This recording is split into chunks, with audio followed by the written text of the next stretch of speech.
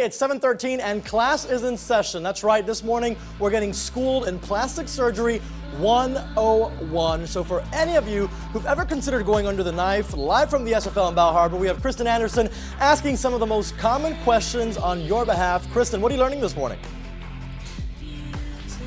Hi, Eugene. Yeah, I'm reading People's Most Beautiful People. Seriously, when you have magazines like this and you see celebrities as gorgeous as this, really, Zac Efron, really? You've got to wonder, real or fake? We've got to talk about plastic surgery. So we're getting a lesson in Plastic Surgery 101 this morning, going through a bunch of different procedures. Not because everyone needs plastic surgery, but because if you're curious, if you're wondering, if you're interested, here we go. We're giving you a lesson this morning. Let's bring in Dr. Michael Salzauer. How are you, doctor? Thank you, Kristen. I'm happy to talk to you this morning, but before we get into the particulars, I want to put up a picture for you guys at home. We've got Heidi Montag, Pamela Anderson, and let's go a little old school with Dolly Parton here. What do these three have in common? They have voluptuous bosoms, let's say, doctor. And so we're getting into it this morning, the different options. First of all, what do you think of Heidi Montag, the 10 procedures in one day? Well, I think she looks like a Barbie doll, and if you're into that sort of thing, she looks good, and if you're not, well, maybe overdone a bit. Yeah, more power to you. Okay, when someone comes in and is interested in breast implants, first of all, I'd imagine this is very, very common around South Florida. Absolutely. It's one of the most popular operations, not just in South Florida, but across the country. More than 350,000 women had breast implants last year alone. 350,000. Okay, do the math on that. How much, what's the price range here?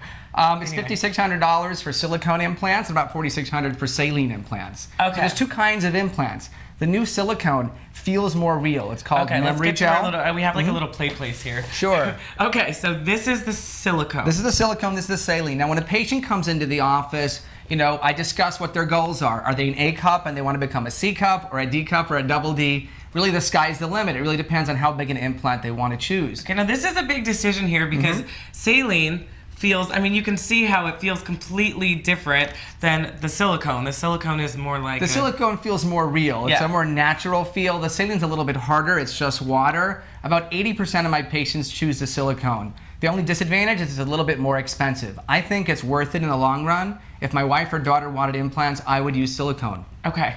Okay, so after they choose the type that they want, after you advise them with that, and they choose the size that they want, I understand we have one of your employees here. If you can just come on out, you have them put a bra on. Right. Talk us through this process. Well, sizing is critical. We put a bra on without any padding, obviously, and then we put the implant inside.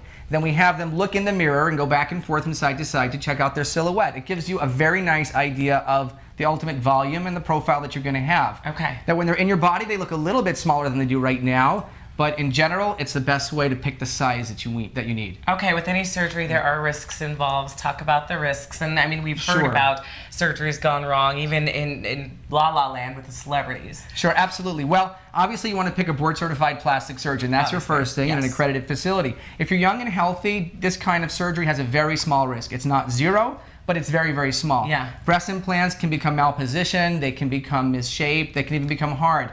That happens about 1 to 2% of the time. Okay. Usually a second surgery can correct that. Okay. Yeah. Okay, doctor, we've got to wrap things up for now. Plastic Surgery 101. Thank you so much. It's so funny. I feel like we've been, for lack of better terms, playing with boobs all day. Weird. Anyway, gosh, on the morning show live in the SFL, if you guys have any questions, send them my way. feedback@southflorida.com. I will ask the good Dr. Michael Salzauer for you. Back to you guys in the studio. All right, you keep playing and doing whatever it is you're doing out there, Kristen. Thanks. It's time to take a look at